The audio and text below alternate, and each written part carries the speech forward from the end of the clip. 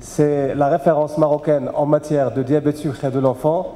C'est bel et bien Madame Amina Balafraj.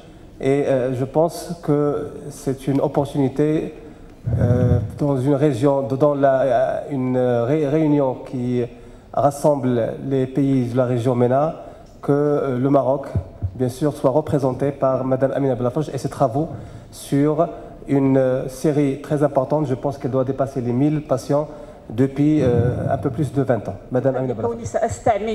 اللغة الفرنسية في هذا العرض وهي لغة دراسة الطب في بلادنا. Je voudrais remercier tout d'abord aussi les organisateurs de ce colloque, à leur tête le professeur Jamal Belkhadir, de l'honneur qu'ils me font de me permettre de parler d'un travail que j'ai initié il y a plus de 25 ans et auquel je contribue depuis. Un peu d'histoire auparavant, juste pour vous dire ou vous rappeler comment étaient les enfants diabétiques jusqu'en 1986. Ils étaient dépendants des dispensaires pour leur traitement et de ce fait vivaient une situation déplorable avec des réhospitalisations extrêmement fréquentes. Plus de 25% d'entre eux souffraient de retard de croissance et les complications dégénératives étaient précoces. C'est sur ce constat alarmant qu'une consultation spécialisée a été ouverte en 1986 à l'hôpital d'enfants. Elle avait certes des objectifs médicaux, mais à cette époque, avant tout humanitaire. C'est cette expérience de plus de 25 ans que je voudrais partager avec vous. Et raconter 25 ans en 20 minutes, c'est un peu un défi, ça ne va pas être facile. Je voudrais simplement dire que cette expérience n'est pas la mienne, elle est celle d'une équipe très réduite au début et cette équipe s'est développée au fil des ans. Ceux que je n'ai pas mis ici voudront bien m'excuser parce qu'ils sont sûrement plus nombreux que ça. Très rapidement le sommaire et très vite le contexte. Les estimations du ministère de la Santé marocain sont de 6,7% de cas de diabète chez les plus de 20 ans au Maroc, ce qui ramène le nombre de diabétiques à environ 1,7 million, près de 2 millions de diabétiques actuellement. Et parmi eux, environ 100 000 sont insulinodépendants indépendants. Nous n'avons pas de statistiques pour les enfants. Nous estimons dans une fourchette très large leur nombre, entre 10 000 et 15 000 enfants. À Rabat, si on se base sur le taux d'admission à l'hôpital d'enfants, l'incidence, et si on se base sur le fait que l'hôpital d'enfants draine la très grande majorité des enfants de la région, l'incidence pourrait être entre 9 et 10 000 pour 100 000 enfants de moins de 15 ans. Le nombre d'admis dépasse les 120, nous allons le découvrir bientôt. En fait, le taux est en nombre croissant. Autre contexte, ces diabétiques, surtout pour les adultes d'entre eux, mais aussi pour certains enfants, sont suivis soit dans le secteur public où il y a 66 dispensaires et dans le secteur privé, dans les cabinets, les 27 cliniques privées où il y a 74 pédiatres et 18 endocrinologues, si l'on en croit le site du ministère de la Santé pour l'année 2011. L'histoire de la prise en charge des enfants diabétiques à l'hôpital d'enfants de Rabat est marquée par 3 étapes. 1986, donc, l'action ambulatoire, ouverture d'une consultation, comme je vous le disais, avec 2 séances par semaine d'éducation thérapeutique, 2000 unités d'hospitalisation pour les diabétiques au sein d'un service de l'hôpital, et 2005, reconnaissance de cette unité comme service de diabétologie pédiatrique. Quelle approche méthodologique utilisons-nous? Eh bien, cette prise en charge repose en fait sur 3 ingrédients extrêmement simples qui sont 1. L'information et la formation des patients et de leurs parents, systématique, structurée, organisée. La standardisation initiale de la prise en charge, autant pour l'hospitalisation que pour le suivi, et l'aide matérielle aux démunis. Nous verrons comment. Cette action est donc curative, mais aussi préventive. Dès le départ, nous nous étions fixés des critères d'évaluation et deux critères, les deux premiers, nous paraissaient être relativement simples à mettre en œuvre. Un, les hospitalisations, puisque je vous disais qu'elles étaient extrêmement fréquentes au départ, et donc nous nous basions sur les registres de l'hôpital pour juger des réhospitalisations, et puis les retards de croissance, avec des courbes de croissance que nous avons instaurées dès le départ. Et puis très rapidement se sont joints à ces deux objectifs, deux autres, qui sont la diminution de la fréquence des complications dégénératives, et puis aussi une chose dont souffraient énormément les enfants diabétiques à l'époque, en 1986, l'exclusion sociale, l'absentéisme scolaire et la déscolarisation. Les soutiens de l'action, là aussi ça fait partie d'un des secrets de la longévité de cette action, c'est qu'il y a différents soutiens, un apporté par des associations. Ces associations sont principalement, il y en a beaucoup d'autres, mais les plus anciennes sont celles des parents d'enfants diabétiques constituées dès 1987, et puis celle d'une autre association plus récente constituée en 2002, qui est une association d'aide aussi, mais visant aussi à la promotion de la diabétologie pédiatrique. Et je pourrais peut-être ici signaler que le professeur Belkhadir en fait partie. Nous sommes aidés aussi par des sponsors et puis de manière informelle par des spécialistes attitrés à l'hôpital d'adultes à Vissane, notamment pour la néphrologie et puis à l'hôpital des spécialités pour l'ophtalmologie. Chacun de ces acteurs a des interventions particulières, et puis je commencerai peut-être par l'équipe médicale. Le rôle de l'équipe soignante, eh bien, c'est celui d'intervenir à l'intérieur de l'hôpital et aussi dans les soins ambulatoires. Pour l'hôpital, il y a une prise en charge initiale, un rééquilibrage du diabète, et nous avons des protocoles pour cela. Nous allons le voir tout de suite. Et puis, il y a l'information et la formation initiale. Et puis, pour le suivi, eh bien, l'équipe médicale se charge des consultations, du dépistage annuel des complications, et puis de la formation continue des enfants et de leurs familles. Simplement les protocoles, juste un mot, il y a deux protocoles affichés, un pour la prise en charge des décompensations acidocétosiques et un autre pour les hypoglycémies sévères, principalement pour la prise en charge des décompensations acidocétosiques. Ce qu'il faut dire, c'est que le protocole que nous utilisons est un protocole extrêmement simple, basique, adapté aux habitudes de notre personnel soignant et aussi adapté aux capacités de maintenance du service. Et c'est un protocole qui met l'accent surtout sur la surveillance clinique et sur la surveillance biologique dans les cas graves que nous pouvons recevoir.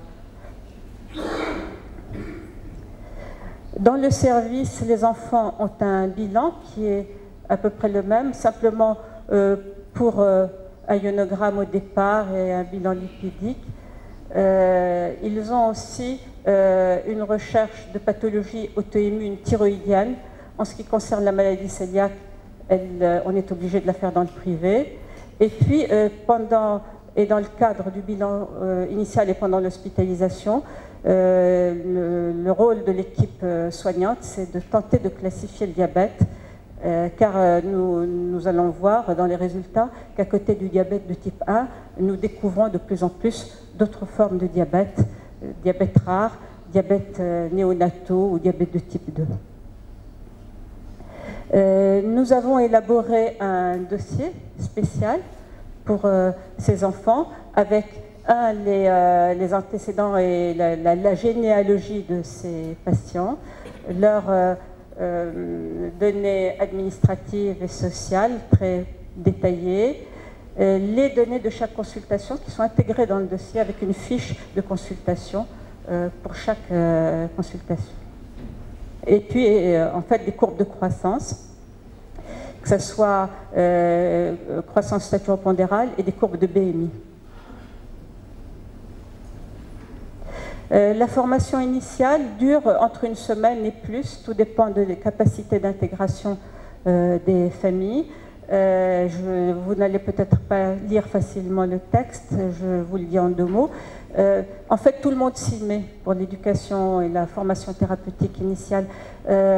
L'infirmier apprend les gestes techniques, c'est-à-dire l'injection d'insuline, les autocontrôles glycémiques.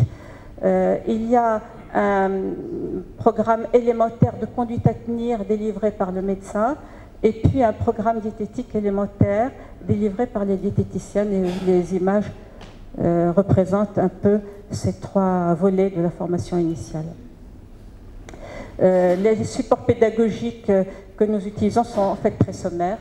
Ça coûte cher, ça demande de l'argent, et en fait ça nous sert surtout à les donner aux gens qui les emportent chez eux pour pouvoir les consulter.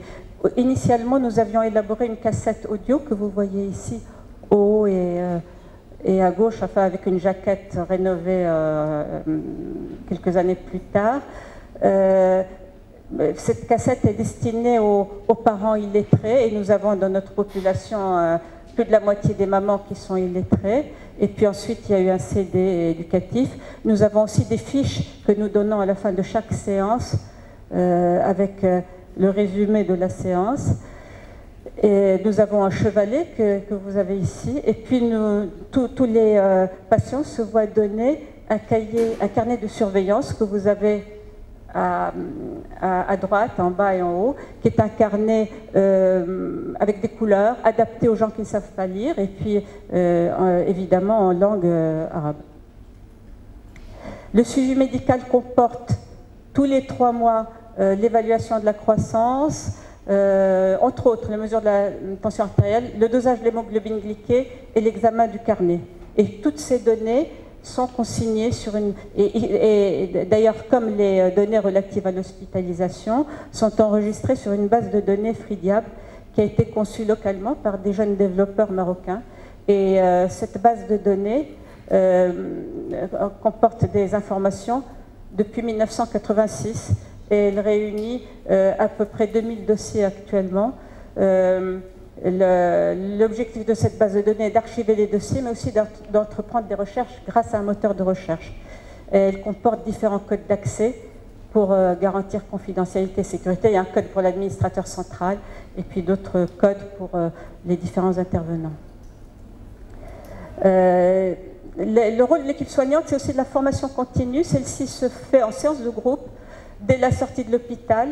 Elle réunit une trentaine de personnes. Elle sert au recyclage, à rafraîchir les connaissances. Elle sert aussi à approfondir les connaissances, puisqu'on délivre plus d'informations. Mais elle fonctionne aussi un peu comme un groupe de parole, comme un peu les White Watchers, c'est-à-dire que les gens sont réunis, ils échangent des expériences, et ils ont un soutien psychologique qu'ils se donnent principalement les uns les autres.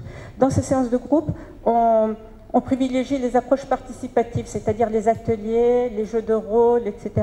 Vous avez ici une vue où on traite un thème par atelier, et dans chaque atelier, ce sont les mamans qui viennent donner le résultat de leur travail, et c'est en même temps que ça les informe, c'est extrêmement motivant, et ça leur permet, comme on dit en anglais, l'empowerment, c'est aussi ça.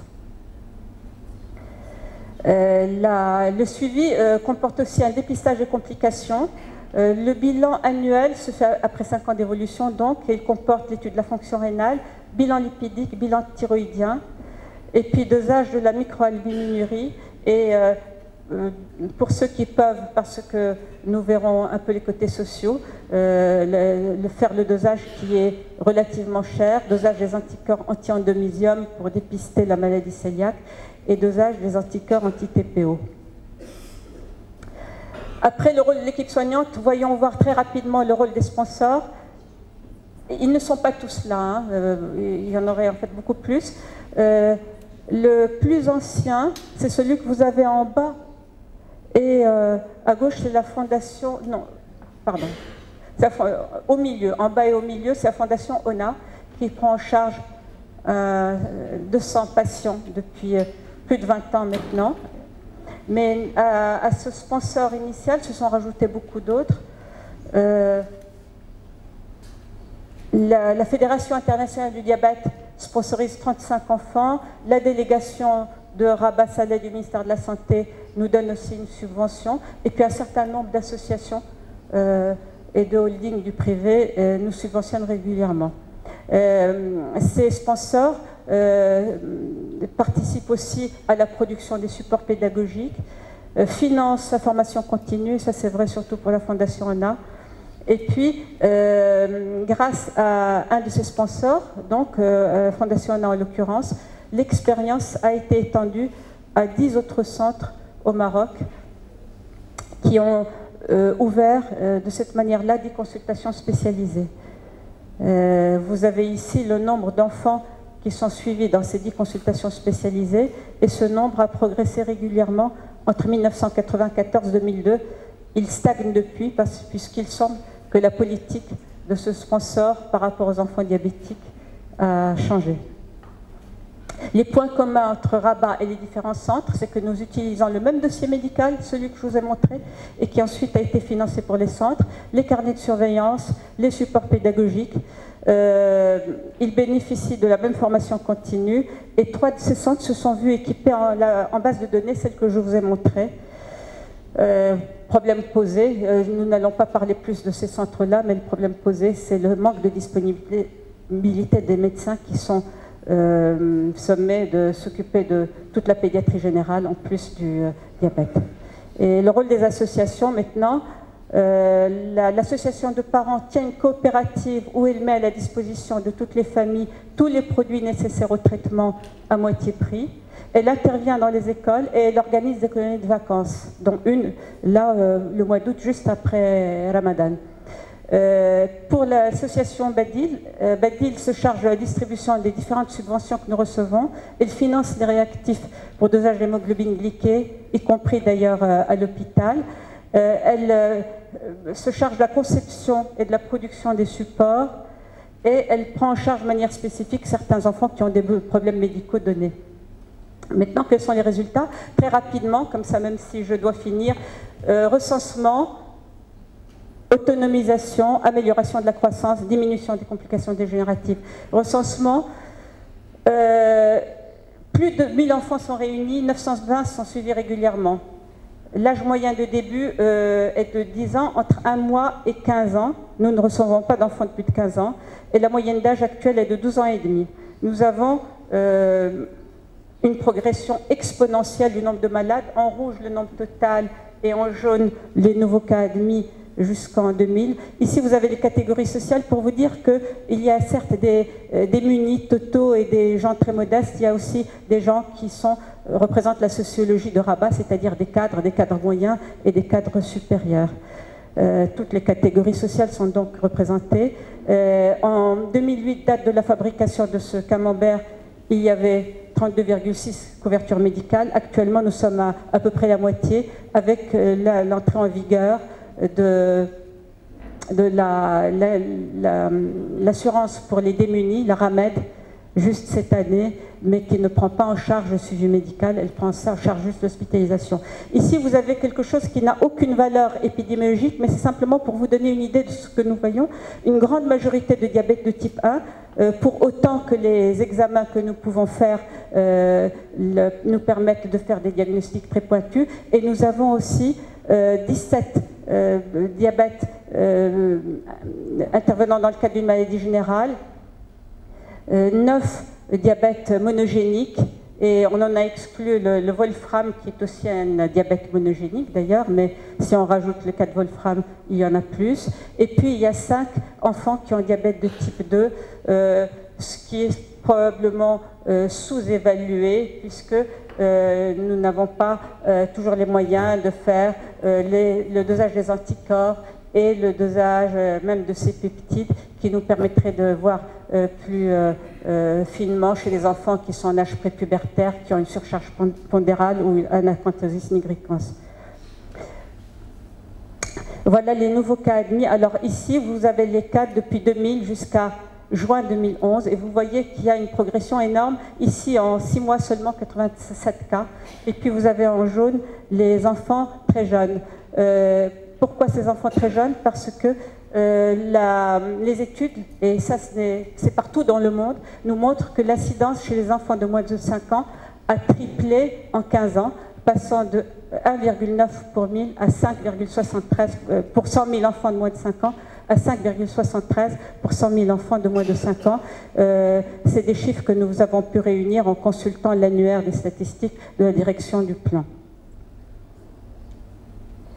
Ici, vous avez toujours les âges de début. Vous voyez que la proportion, et ce n'est pas l'incidence, là c'est juste la proportion des enfants de moins de 5 ans par rapport aux admis totaux, alors que l'incidence, c'est rapporter le nombre d'enfants de moins de 5 ans atteints de diabète au nombre d'enfants de moins de 5 ans vivant dans la région. Eh bien, nous nous apercevons que la proportion, malgré tout, augmente un peu, même si on admet qu'au départ, il y avait un biais de sélection.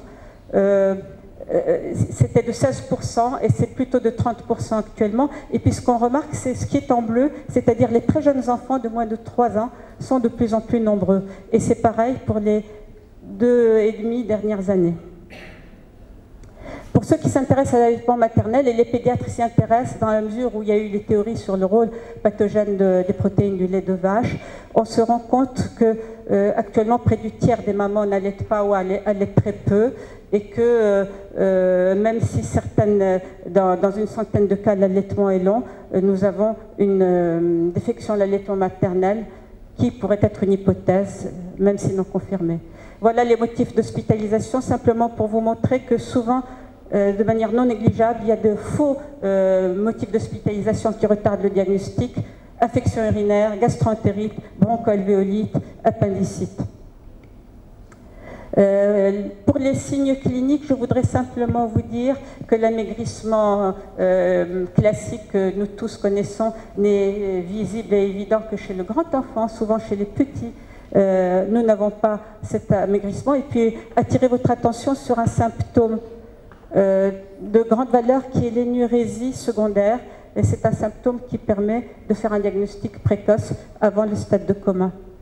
Madame Balafraj, est-ce que vous pouvez résumer s'il vous plaît? Oui, mais je me dépêche. Bon, les critères diagnostiques... je me dois de respecter un petit peu le temps parce que là, il y a des... D'accord. Les critères, ce qui reste après est moins long que ce que nous avons déjà fait.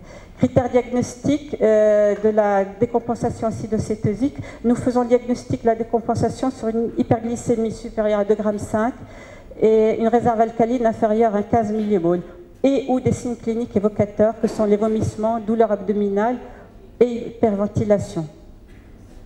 Et vous voyez ici que le taux de décompensation acidocétosique par rapport au taux d'admission total est à peu près de moitié-moitié, avec peut-être ces dernières années une tendance à la diminution des acidocétoses par rapport aux admissions, alors qu'en 2000, le nombre d'enfants admis en acidocétose était plus important.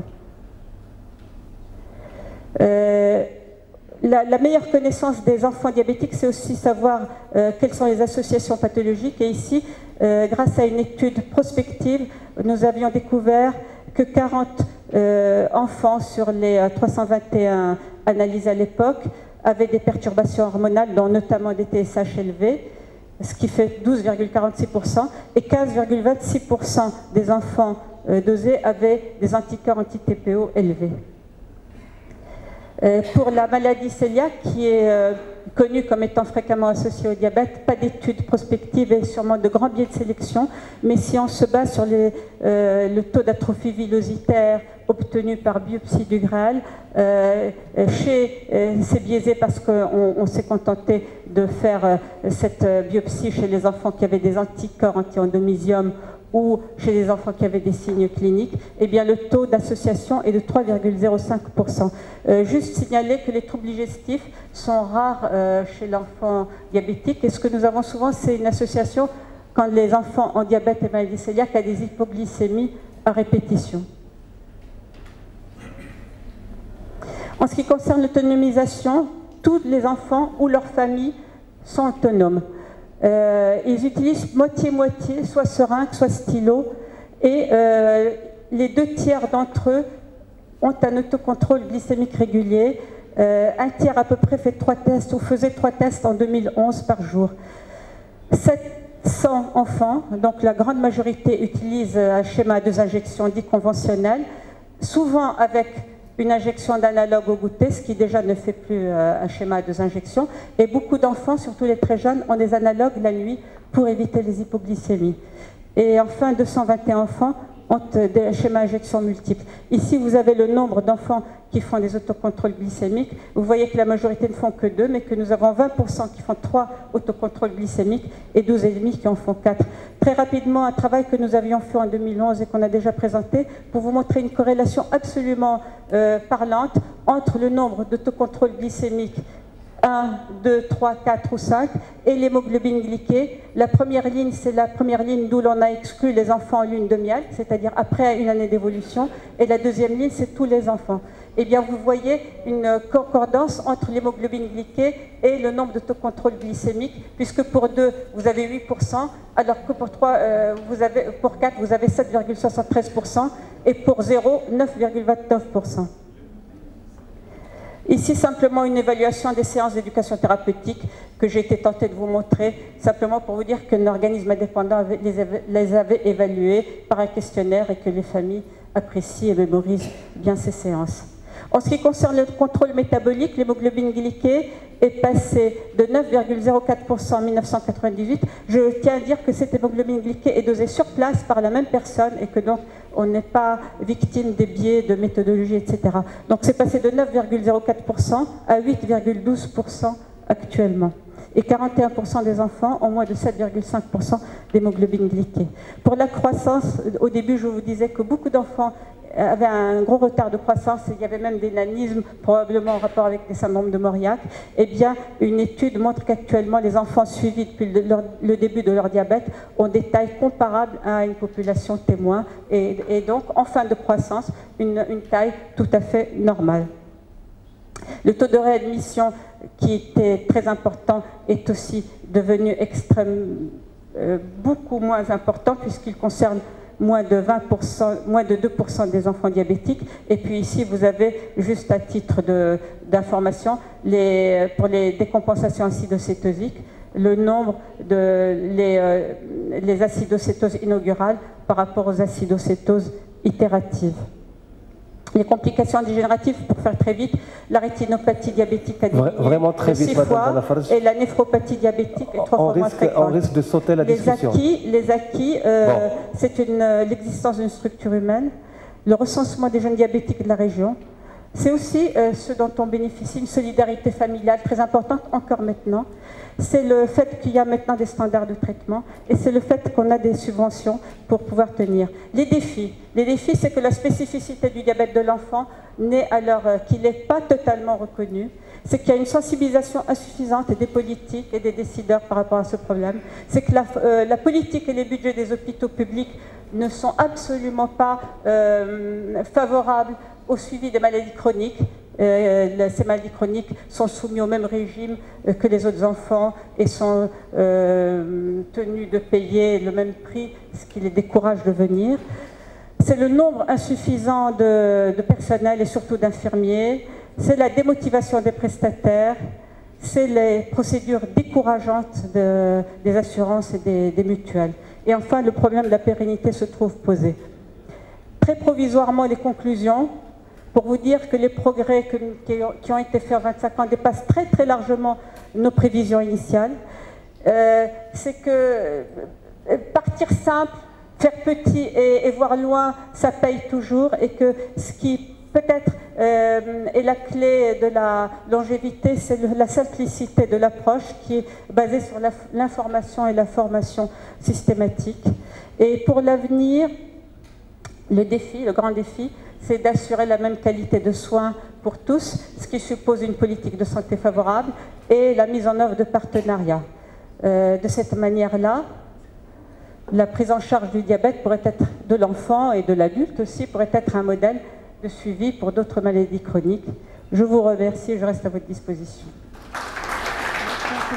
Diagnosis of type 2.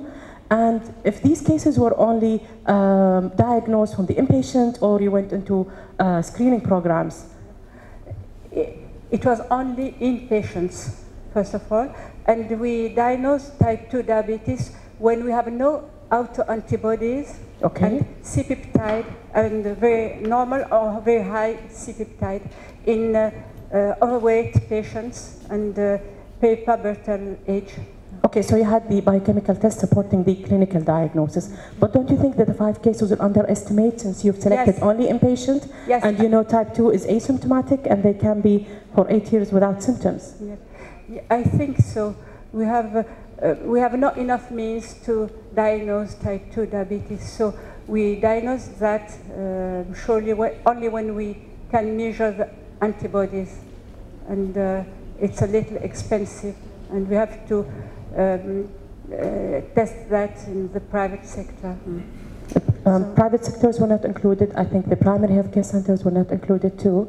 So maybe it's an idea for a project that you include these so that you get real numbers of type 2 diabetes in the community.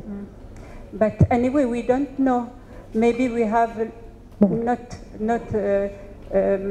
that of type 2 diabetes. I believe that we have a big majority of type 1 diabetes, it's true. But my belief is that we underdiagnose type 2. And that's because we can't at the moment test all the children without antibodies. Yes. Currently, we're conducting a national registry back home at Kuwait, and we've been doing that for 2 years, and we've collected more cases since we have no obesity. Okay, just one question, I mean, for each one. So I think there's many questions here. So, okay. Now, 1, 2. Okay, start with Doctora. Une question à Madame Docteur qui a présenté sur la prise en charge des enfants. Parce que vous dites que la prise en charge, ça jusqu'à l'âge de 15 ans. Et je pose la question, à partir de 15 ans, ils sont pris en charge par quel organisme? Et est-ce que, parce que en ce qui concerne leur, j'allais dire leur dossier médical, la manière de suivre justement leur cas par la suite, je pose cette question parce qu'on l'a posée pendant une formation pour les médecins, dans un cadre de formation médico-légale que je fais, et ils ont posé cette question en ce qui concerne le suivi du dossier médical. Moi, je pose la question, comment ils sont pris, ces enfants, parce qu'ils sont encore mineurs? Est-ce qu'ils ont attaché un autre organisme, dans les hôpitaux ou dans d'autres centres, ou ils sont délaissés, je m'excuse pour l'expression, délaissés à eux-mêmes pour aller chercher un autre organisme pour leur prise en charge? Merci, madame. Oui, merci madame de cette question très importante. Je vais tenter une réponse si je ne suis pas arrêtée au bout de 2 minutes, parce que votre question est une question cruciale et elle demande une réponse un petit peu longue. Nous ne les suivons pas jusqu'à 15 ans. Nous prenons les enfants qui commencent leur diabète avant l'âge de 15 ans.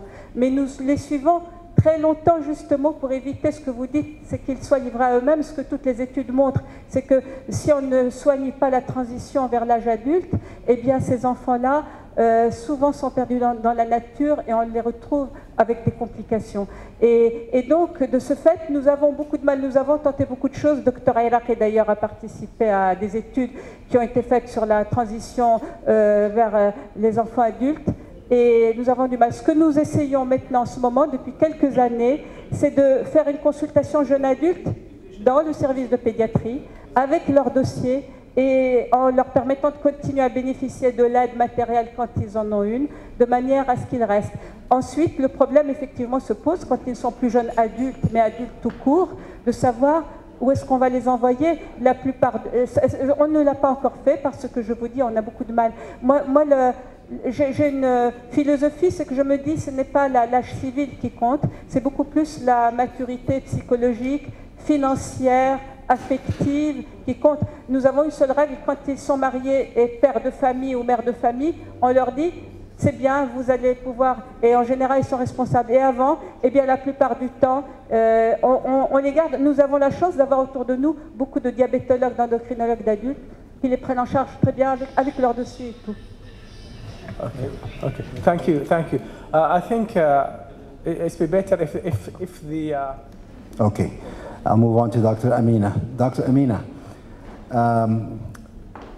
I love what you just did. Very hard work. Question number 1: your team was constituted of what kind of people, i.e., physicians, educators? What constituted your team?